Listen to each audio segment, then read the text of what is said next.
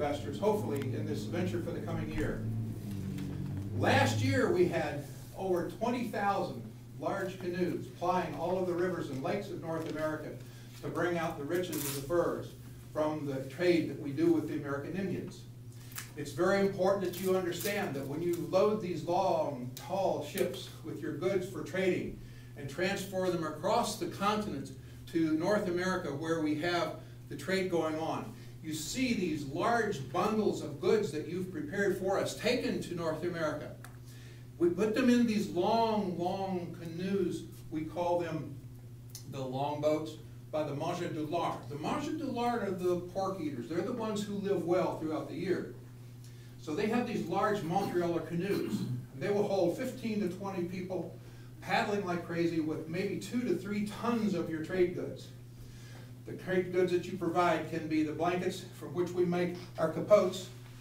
It can be a lot of the iron goods, the cast iron skillets. Some of the most important things that the Indians really liked were the tomahawks. They lovingly refer to them as the hawk today. It becomes a very good working implement put out in the forest for chopping wood and keeping the fires burning on the long, cold winter nights. But we Montrealers carry these goods out to Fort William. Fort William is the midpoint in North America where we hold the rendezvous. The rendezvous is where the Hurons, the winterers, come in. And they come in just for 2 days of revelry and jolly making of lots of drinking and competitions to see who can carry the most furs on their back, who can throw the straightest knife and the straightest hawk, who can use the black powder rifles to shoot the straightest. All of these competitions help to build these skills that's necessary for the voyagers to survive these long, hard winters.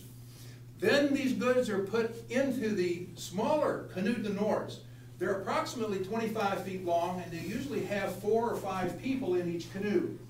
Each canoe has had about 2,000 pounds of trade goods that we take back into the hinterlands.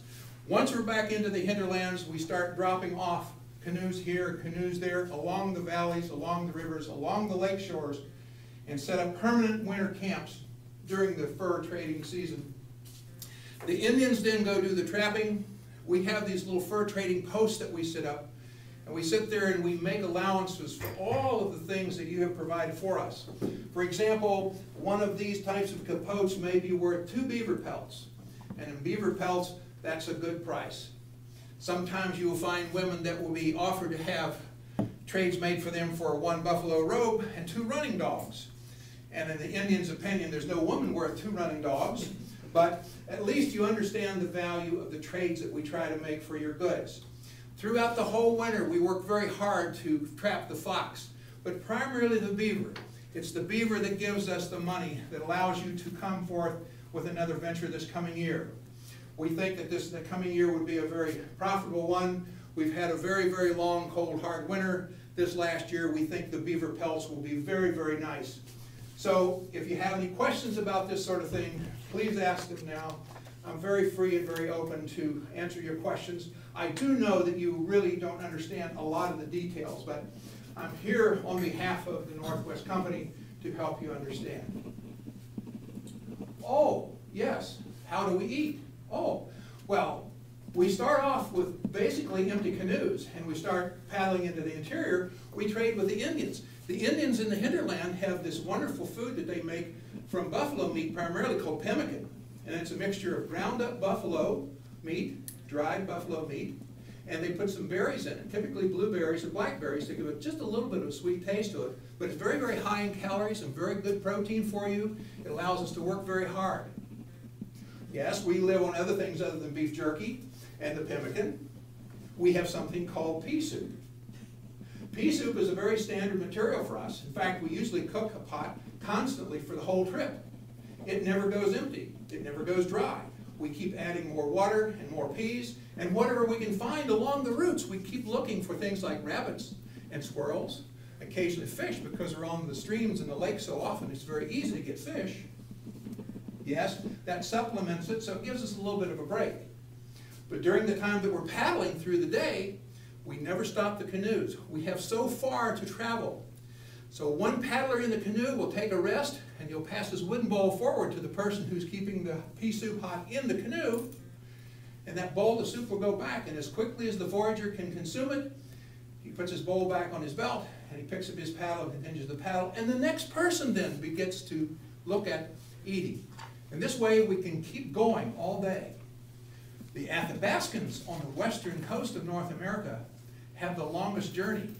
In the season before the waters freeze, they must travel over 3,000 miles. And the portages are amazing. The portages there, the last one for the Athabascans has a 900-foot cliff that we have to carry up all these goods up this 900-foot cliff, including all of our canoes. When winter comes, we hope we're on top of the cliff. In the springtime, we can't leave until all the trading has been done. We've bundled and packaged all of the beaver pelts into these large bundles we call piezas, load them up in canoes, and we have to wait until the spring thaw. When the waters go so that they're flowing on the streams and no longer frozen, we get into the water and start coming back to the rendezvous. This is a brief explanation to you of what we do for this trade. This is how we're making so much money for you with the fur trade business out of North America. But keep in mind, it is very important that we keep goodwill with our Indian friends. They're the ones who do the winter trapping for us. We give them the trade goods in exchange for their beaver pelts. This has allowed all of the industries in Europe to flourish that use the beaver pelts, such as the top hats. There's a lot of health benefits that come with this, as you know. So that, ladies and gentlemen, I hope is a good explanation for you. Madam Toastmaster.